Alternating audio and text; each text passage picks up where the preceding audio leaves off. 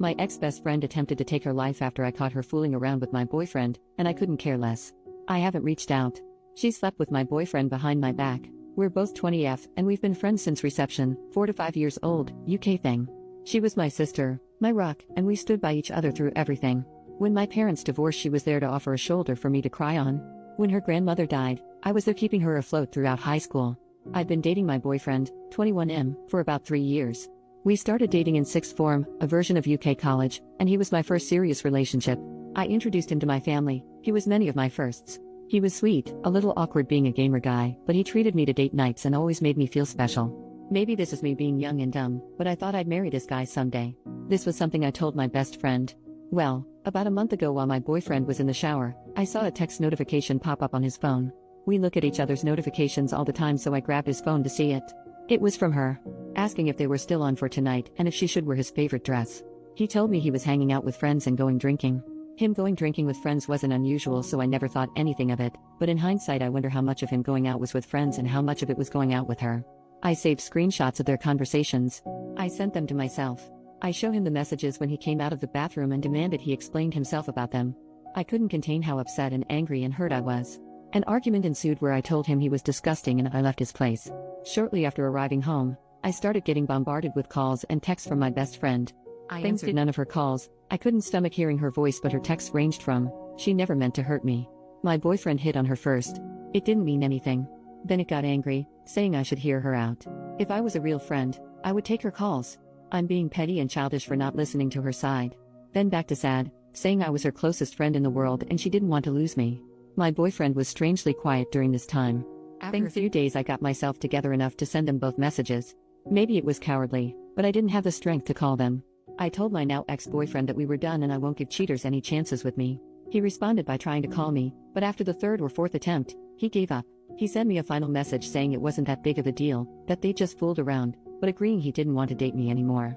My ex-best friend was more persistent after I told her I wanted nothing to do with her. Day after day I'd get messages and calls from her. Demanding to talk. Demanding we resolve this. Demanding I not say anything to anyone. Saying she stopped seeing him. Saying she'll unalive herself if I don't talk to her. Really messed up crap. I ended up confiding to a mutual friend about what was going on because I was seriously beginning to wonder if I was being a jerk. This friend reassured me that my feelings were justified. However, I wasn't expecting this friend to spread around what happened. The gossip spread like wildfire, and a few days ago my ex-best friend tried to take her life. I said nothing. I haven't visited her in the hospital. I haven't sent any messages to her family. Now her older sister keeps messaging me, telling me I'm a heartless bitch for leaving her at her lowest. For not trying to prevent this, and that everyone makes mistakes, and that her sister didn't intentionally hurt me. Maybe it does make me a heartless bitch, but I don't care. I'm relieved she survived, but I'll never forgive her. I'll never forgive her betrayal. She destroyed our friendship when she slept with my boyfriend.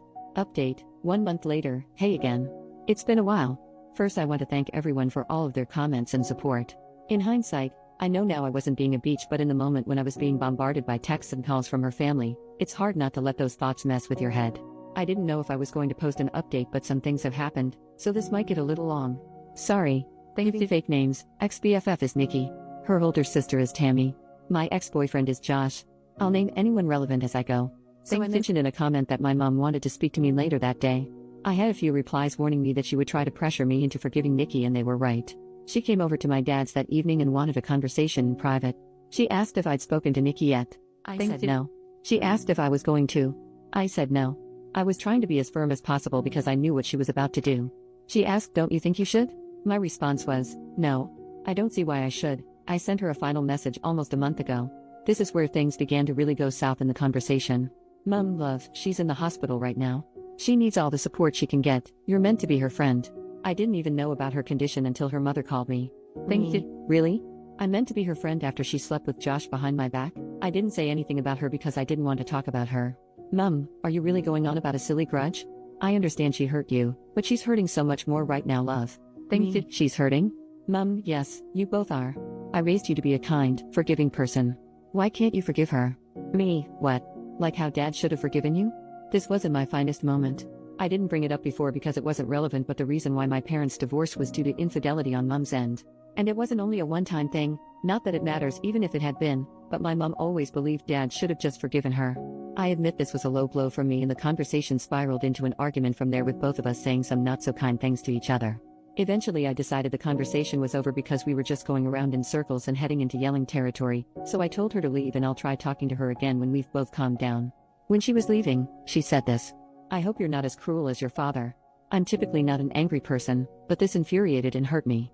I lived 50-50 between my parents. They both made sure I had everything I could need or want, but she felt her situation and struggles were undeserved. Dad never helped with bills or payments that didn't involve me. She expected more. Cheaters always do. I didn't say anything when she left, I just blocked her number and social media accounts and cried. She cared more about the girl who had hurt her daughter than said daughter. She realized pretty quick what had happened and came back the next day, but Dad told her I didn't want to talk to her, true, and she had to leave. It took maybe half an hour before she finally left. The new few days she kept trying to reach me through other people, but I stayed silent. The Friday after my post, I decided I felt calm enough to talk to her and unblocked her. We spoke over the phone, which wasn't as exciting as above. Basically, it was her apologizing and telling me she was wrong for trying to force me to forgive Nikki, that she'll respect my decision but tried to suggest I think about it. I very firmly told her I was not forgiving Nikki. She just said okay. Things didn't really feel the same with us. I couldn't bring myself to be as chatty with her as I was before, and it didn't help that she kept giving me updates about Nikki. The first time she did it, she told me Nikki had been put on a 72-hour psych hold, assessed and eventually released. I told her I didn't want any updates on Nikki's situation. I won't stop her from checking in, but I didn't want to be involved. She complained and said she thought I'd want to visit her, but I threatened to block her again if she kept pushing, and she shut up. Nothing was mentioned about Nikki for a couple of weeks before Mom again broke my boundary and brought her up, telling me about how Josh had stopped talking to her and how Nikki needed a shoulder to cry on. I again told her I didn't want to know and this was her last chance not to bring her up or I would cut her from my life for good. She complained again but eventually promised it wouldn't happen again. Maybe I should have learned from my mistakes because I know my mother. She doesn't take no for an answer. It was really quiet for a while. My friends and I had all basically carried on from what happened, and even though I know a couple of them still occasionally talk to Nikki, they never bring her up around me or tell her how I'm doing, I hope. I thought I could finally close this chapter on my life, but nope. Today my mother called me and asked if I wanted to get lunch. I hadn't seen her in a while, so what was the harm? I head to the Weatherspoons we planned to eat at, and who do I find sitting with my mom? Mickey and her sister Tammy. As soon as Nikki sees me, she gets up and tries to hug me, but I just raise a hand and take a step back, and this girl has the audacity to look upset. Mom immediately knows she's messed up because she's scrambling with all of the excuses. "It hurts to see you two fall apart like this, you were so close. I thought you'd forgive her by now. And my favorite, she made a mistake, she misses you." During this time, Nikki has been quiet and I can see Tammy's glaring at me. I'm just so freaking angry and upset. I honestly didn't think she'd pull something like this. I wanted to leave and cry, but I looked at Nikki and said, for someone who's made a mistake, she sure hasn't apologized for it yet. She had this guilty look on her face and muttered something about me having her blocked and having no way to. I said, "Is that really all you have to say?" And she just looked at me confused. I was done. I turned to leave and her sister started yelling after me, saying that I owed Nikki a second chance with all the trauma I put her through. While Nikki was begging me to just listen to her and talk to her. I told them all to F off and never contact me again and left. I managed to get out of there before Tammy started a fight and went home, where I sent my mom a text a while ago telling her she'd better lose my number because she no longer has a spot in my life. Then I blocked her and just cried. My dad's been doing his best to comfort me, but it just hurts so bad that my own mother did this to me. So that's where things are at right now. I'll update if anything else happens, but this whole situation really freaking sucks. New update, 16 months later. Hey there, everyone.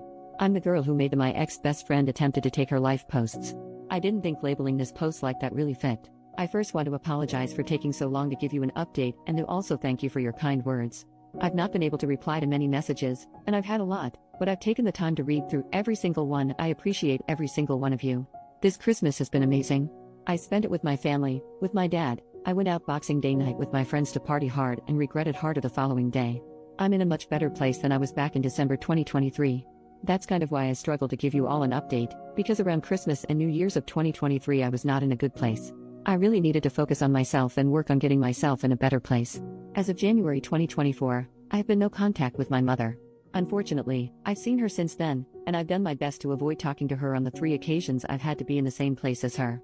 Not out of choice, mind you, but it is what it is. During Christmas 2023, she had expected that I was spending it with her and her side of the family. Given the events at that time, this was obviously not happening, and my dad told her as much. She lost her mind.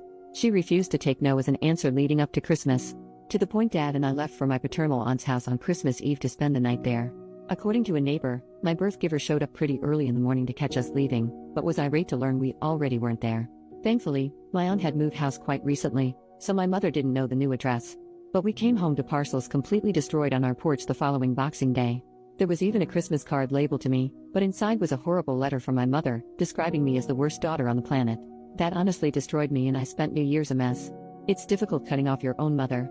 I spent half of January of 2024 trying to fix things with her, but it came to a head when I realized I was the only one forced to compromise. I finally cut off contact, and it's been that way since.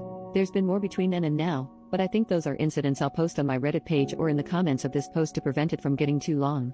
In terms of Nikki, I've heard she's doing better. We've not spoken since my mother's lunch escapade, but she's found a job and, according to a mutual friend, found a new circle. Despite everything that she's put me through, I'm happy for her. It's almost 2 a.m. here in the UK, so if I suddenly stop responding to comments, I've fallen asleep.